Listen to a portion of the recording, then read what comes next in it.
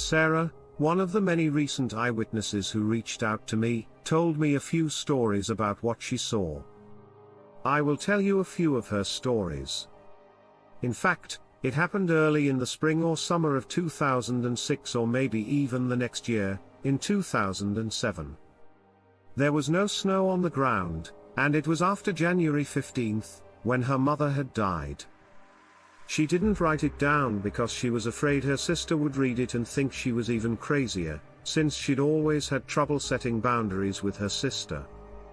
It was stupid, but she was almost 18, and didn't think about the danger at all when she started taking early morning walks in the country without telling her father or sister. She didn't fear coyotes or people like she should have as a woman, and didn't bring any protection with her, like a gun, knife, bear spray, etc.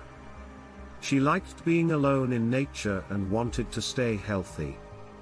Well, one morning it was a beautiful day, and she heard the birds and everything. It seemed normal, even though it was quite foggy, so she went for a short walk down the road before going home. Everything seemed fine until she got past a small pond between the house and the nearest neighbors. Then she felt like she was being watched, so she turned around and saw what looked like a man walking behind her. She couldn't hear the birds anymore, but that could have been because she was scared. They stopped walking, as if they realized Alex had seen them, which scared her even more. She wondered if she could make it back without this random creep walking down the road. Her neighbor, who was in his 60s, wouldn't walk behind her like this, and she was pretty sure he was still sleeping anyway, since he was still too far away for her to see any details.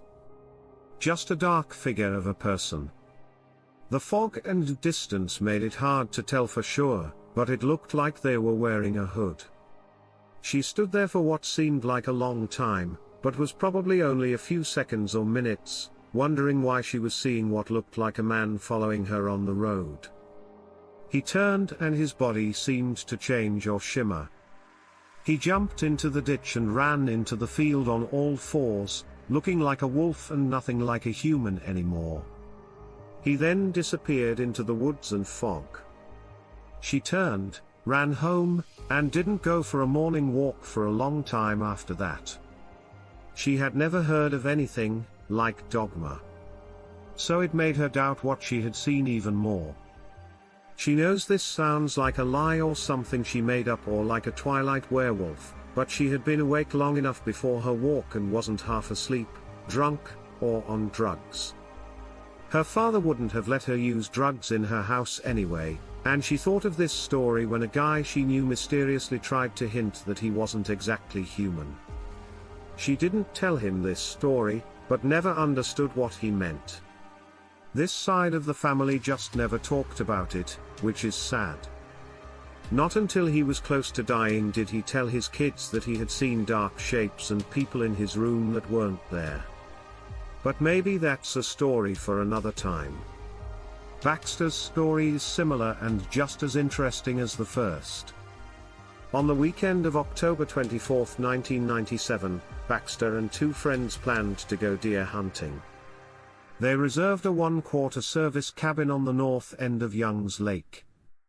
They packed up the boat and left Juneau on Friday, the 24th, a little late, but right around 1 or 2 in the afternoon, after anchoring the boat in the cove in Young's Bay at around 4 p.m. After getting everything to shore, one of the guys had to set the sights on his rifle. So it was getting close to dark when they got to the trailhead.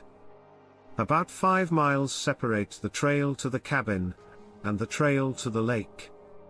So, they decided to walk in the dark so that they could leave the cabin early in the morning. They don't know how long it took them to hike this trail in the evening because they didn't pay much attention to the time. At the time, both Baxter and one of his friends had a mini mag light. The other had a bigger 9-volt battery light, but it had a very weak beam. Half an hour after they started, it was dark because there were clouds in the sky and they couldn't see the moon. The trail was easy to walk on, but it was very muddy, and there were some rocks to step over. At what Baxter thinks was around mile 3, they saw a big animal walking ahead of them on the trail. They thought it was a brown bear because they were in Alaska.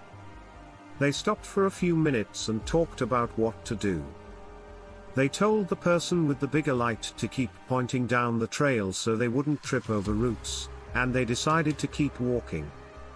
They kept trying to shine their flashlights on whatever was in front of them.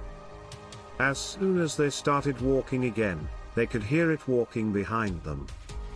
Its steps were heavy, and it was too far away for them to use their flashlights to see it. When they stopped to talk about this animal in hushed tones, it would stop. When they started walking again, it would start again. It was starting to feel a little strange. The bear then, they think, walks off the trail to the left, into the woods, at about mile 4. From what they could tell, the sound came from a big, heavy animal that went about 100 feet into the woods and stopped. The fact that they didn't want to keep going was really bothering them, but they started walking again. From that point on, they never heard anything else. When they got to cabin 8, they talked and joked about it, set their alarms, and went to sleep. Now, on Saturday morning, Baxter woke up and went outside to use the bathroom. When he got there, he was stunned. Out in front of the cabin, there were moose droppings. On Admiralty Island, there are no moose. Baxter had been thinking, this trip is getting more and more strange. The other two guys decided to go hunting together. They headed north toward a ridge line behind the cabin. Baxter wants to go by himself. Always hunts alone, so he goes across the lake to a ridge line south of the cabin. It was about 7:30 a.m. when they went their separate ways. Baxter took one of the cabin boats across the lake and up to a small ridge right next to the river. Just as the small ridge ended in a flat area to the left of Baxter, he heard a noise and saw a moose about 100 yards away. Logic told him not to shoot it, because if he did, he might become the most hated person in Southeast Alaska.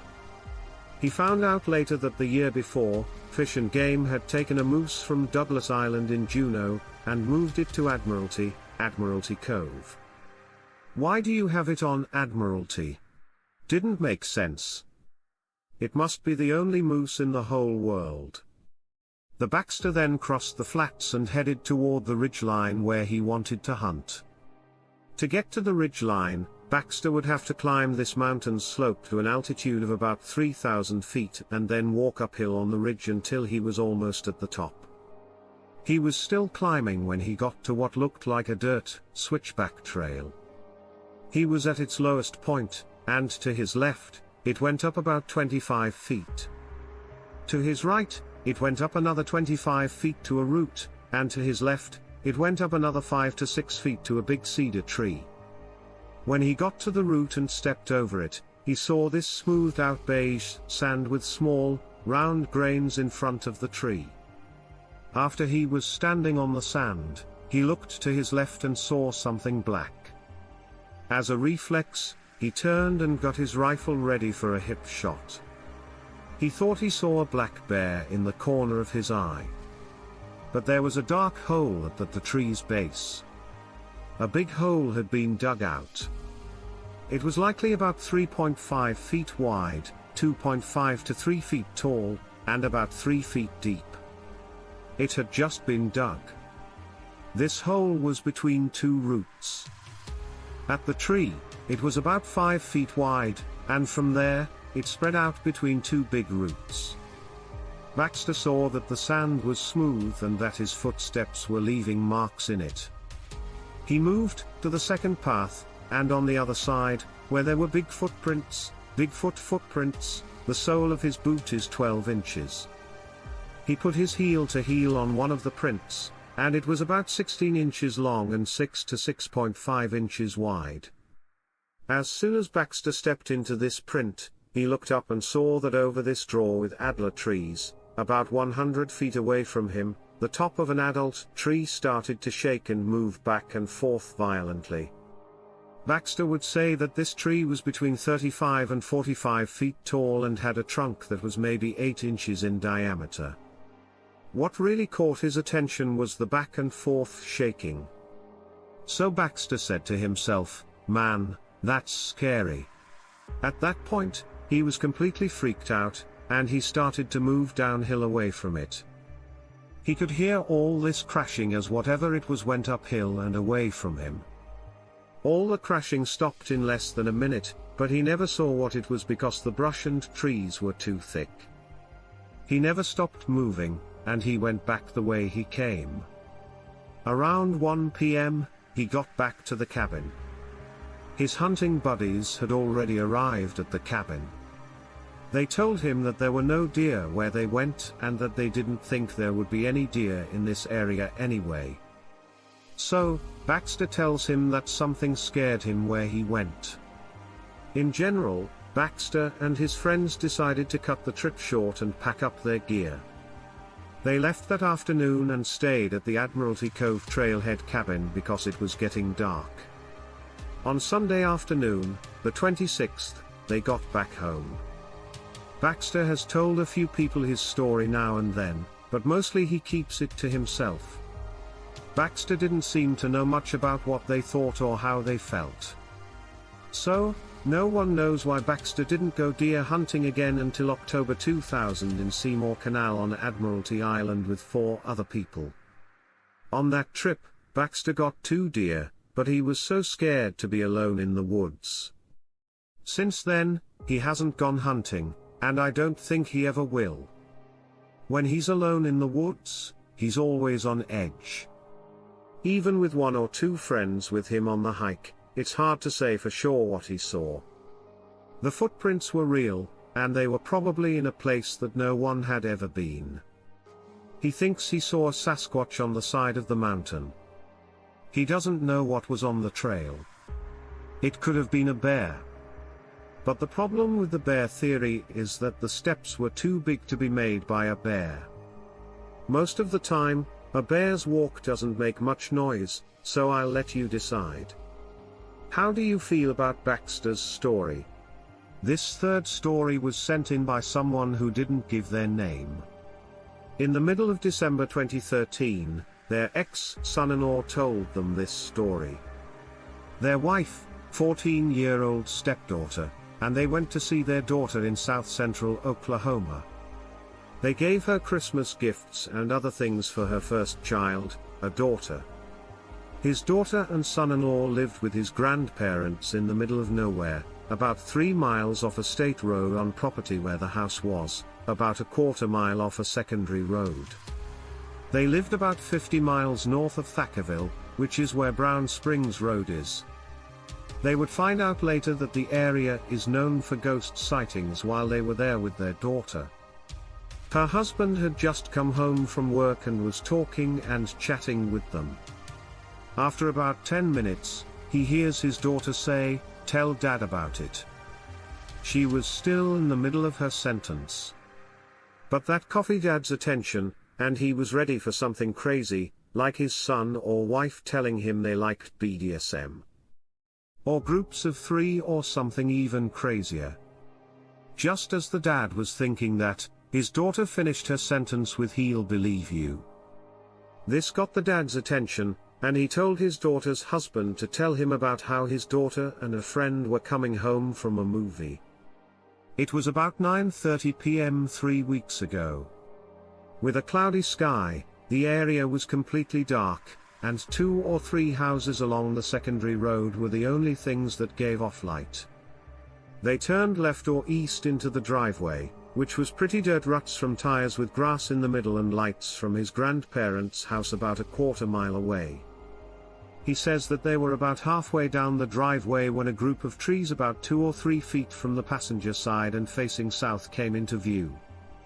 Now, something big came out from behind the trees and put its foot on the driver's side of the car in the driveway.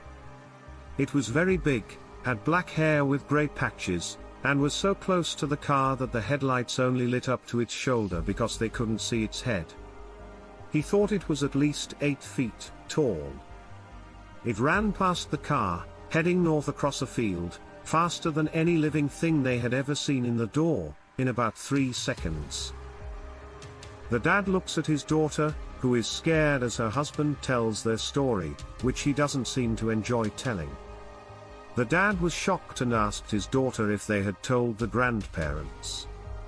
They said they had, but the granddad said he didn't believe them, and seemed annoyed by the story.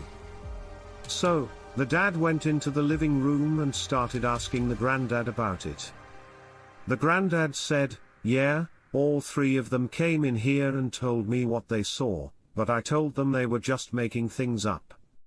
So, the dad said, "Well, if they were just talking, how could they all say the same thing?" At that moment, the granddad looked at him with almost anger and said something like, he thought he had more common sense than that. The granddad's wife just sat there and didn't say a word the whole time, which the dad found strange because she always had something to say about everything. She, of all people, probably knew she was a full-blooded Chickasaw, which made him think of a show he had seen on the Travel Channel called Bigfootville. On that show, they talked to some Native Americans, and one of the people they talked to said that some tribes don't talk about Bigfoot because they're afraid Bigfoot will show up. And one of these parts of the show was about 45 miles from where they lived in Oklahoma. Anyway, when the story was told again later, the daughter seemed a little upset. So, about a month later, her father tried to talk to her about it again, but she wouldn't listen. She said she was still scared to talk about or think about it. She doesn't want to talk about it at all anymore. And as the years went by, she still didn't answer any questions. I'd love to hear what you guys think about the news stories from today in the comments. And if you're new to the channel, hit the like button to see more videos like the one you're watching now. I love you all as always, guys. Keep your minds open,